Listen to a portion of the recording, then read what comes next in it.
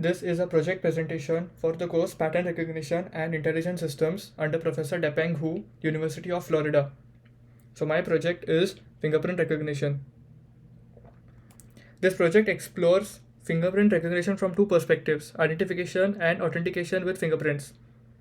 In this project, I represented a fingerprint recognition algorithm based on variance, calculation and Gabor filtering to present a better and enhanced fingerprint image. Second, analyze the identification scenario which corresponds to 1:m classification problem. The query who you are is answered via biometric identification. Finally, we look at the authentication case, which is a 1:1 or binary classification problem. The goal of this project is to create a more improved fingerprint recognition system. To test the performance of the implemented algorithm, simulations are run in the Anaconda environment. Security is a basic human demand that is becoming more important. Accurate identification of person has become a serious difficulty for a variety of applications. As a result of all these, biometric identification systems have become more advanced. Fingerprint systems are one of the most commonly investigated and used biometric. One of the first biometric to be widely used was fingerprints. It is popular because of its ease of use, inexpensive cost of fingerprint sensors, easy scanning, and reasonable performance. Our fingerprints are distinct, at least in some areas like lines, bifurcations, islands, points, and ridge terminations known as minutes. Every person's fingerprint is considered one of its kind. Ridge patterns do not change throughout the time, hence they are unique. Ridge flows are divided into two types: pseudo-parallel ridge flows and high curvature ridge flows, both of which are found at the core points and the delta points, an image of which is shown. The ridge structure, global landmarks, and ridge pattern properties are all used in this representation. The existing approaches. There are three types of approaches: image-based, texture-based, and minute-based. The image is utilized as a template in image-based. It only requires photos with low resolution. Optical correlation is used for matching, and it is very quick process. It is based on the overall characteristics of the fingerprint image. It does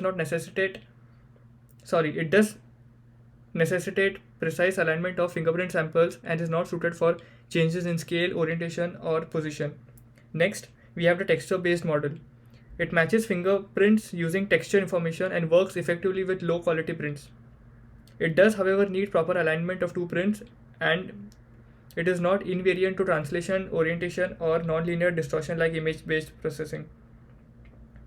The last option is minute-based. The minutes are obtained and saved in a template to be used for matching. Rotation, translation, or scale modifications have no effect on it. However, it is prone to errors in low-quality photos. So for minute-based extraction, we usually need pre-processing and extraction, and that is the main concentration of our project. To minimize noise and improve the clarity of ridges against valleys, fingerprint enhancement techniques are applied. The quality of the input fingerprint is very crucial to the success of minute extraction algorithms and other identification techniques. The images obtained are usually poor. The extraction of minute is hampered as a result. To minimize the noise and improve the definition of ridges against valleys, picture enhancement techniques are used. So, image enhancement is divided into 5 stages: segmentation, normalization, estimation of orientation, estimation of ridge frequencies, and Gabor filtering.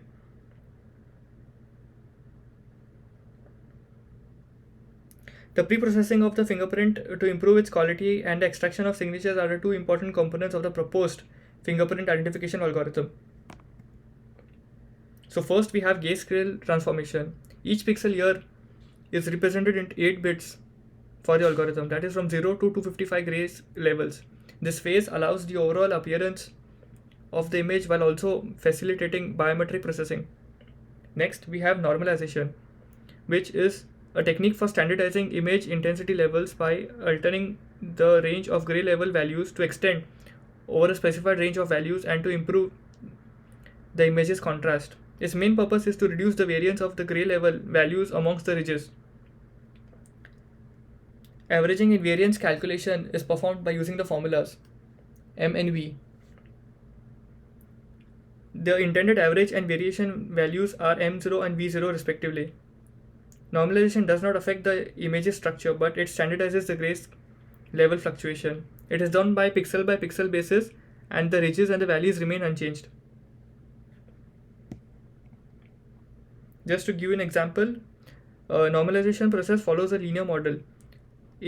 Suppose we have an image whose intensity range is from 50 to 180, while the required range is 0 to 255. So the process involves deducting 50 from each pixel's image, resulting in a range of 0 to 130. The intensity of each pixel is multiplied by 255 divided by 130, resulting in a range from 0 to 255. It is desirable if the gray values is close to the mean value. Next we have segmentation. Segmentation is required to remove the image's edges and sections that are excessively noisy. It is dependent on the variation of gray levels being calculated. Next we have the directional map, which has two steps: estimation of the orientation and smoothing the direction map. The local orientation of the strides contained in the impression is defined by the direction map. The assessment of orientation is a crucial stage in Gabor filtering. So the local orientation is provided by the formula Vx and Vy and theta. So next, and a very important stage, is to construct the Gabor filter. We need the local estimation of frequency in addition to the direction map. So the local frequency of streaks is represented by the frequency map, which is a picture the same size as the fingerprint. The ratio 1 by t is used to calculate this frequency. Here t denotes the period calculated between two consecutive extremas. Extremas here is defined as a collection of sequential maxima and minima. The maxima are the streak centers and the minima are the valley centers. So noise must be filtered out. Once it is removed, then Gabor filter can be applied to the image.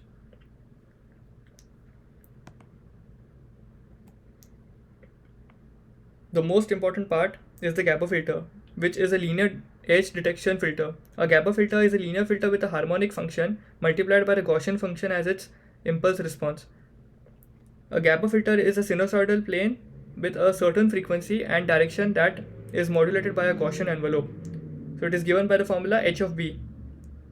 So here theta stands for the Gabor filter orientation, f for the wave's frequency, and phi x and phi y are the Gaussian function standard deviations.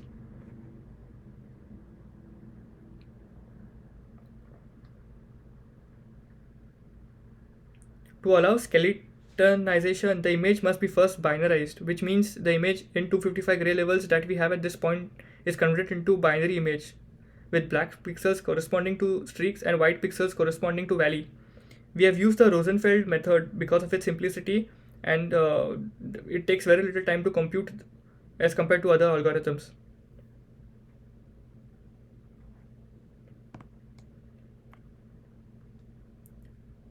The crossing method, the crossing number approach is utilized for minute extraction. The skeletal picture is used in this method.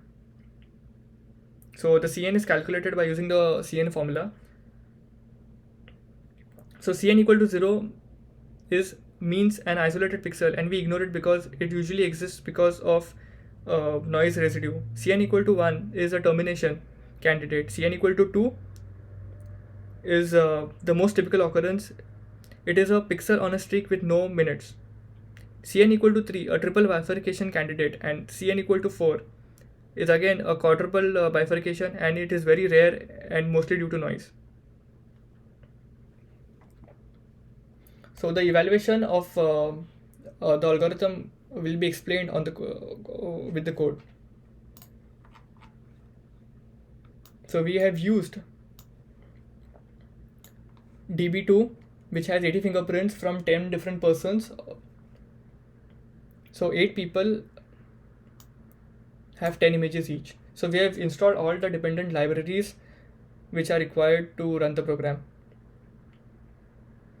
So at first we have given the path where all the images have been stored. So the first step is to convert each image into a grayscale and then apply enhancement. So we defined different functions which are required to prepare a dataset. So first we define the label, then get classes, the enhancement function. So this is our required dataset function which is defined here, and here at this stage we call it. So the dataset has been divided into the training set and test set with 80-20 split. So which can be seen in the next part, where our training set is 60 and the size of our test dataset is 20. So we have applied our model to one of our image, and we have obtained this is our original image, and after enhancement this is our image which is on the right hand side. Next, we have used the ORB detector descriptor which is employed. We use number of matching features whose distance is less than a particular threshold as a matching function. So we start the ORB descriptor. So this is a definition for all images feature descriptors from the dataset. In the next stage, we return best matches between the training feature descriptors and the query image. We apply homography in the next part. Next, we defined a key point match. So it plays a very important role for the identification scenario. So identification scenario is a 1:m classification problem, which is defined here. So we have defined our identification scenario and we have called it ahead.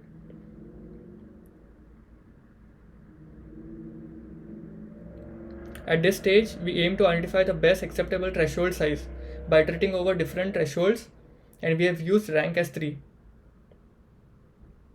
So after running this, we have realized that at rank 3 and threshold 50, we have got an accuracy of 100%. And the chance of finding matching fingerprints with rank 3 is 0.45, as seen here.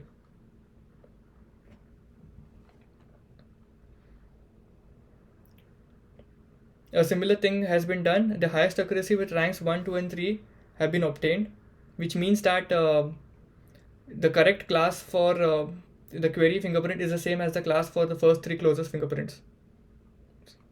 100%, 100% and 100% for the first 3 ranks. Cumulative matching characteristic curve has been plotted as an evaluation measure, and the curve is seen here. The obtained curve which we have obtained shows that when the rank grows, the likelihood of the query image being included in that subset increases as well. Then is the authentication scenario, which is 1:1 problem, or the binary classification which is addressed. Here the data structure for authentication training set is slightly different, but the test set remains the same. So again, we perform our authentication scenario, and it is defined here. So for an example, when we pass one image, we plot and check, and we get an accuracy of 83%.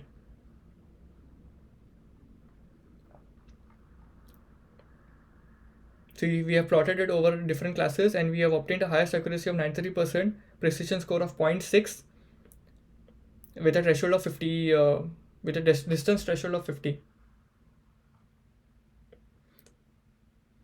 So we have used a package from Python to evaluate biometric system performance, and we have plotted an ROC curve for the same. So this is our ROC curve which is plotted, and it gives us the right result as intended.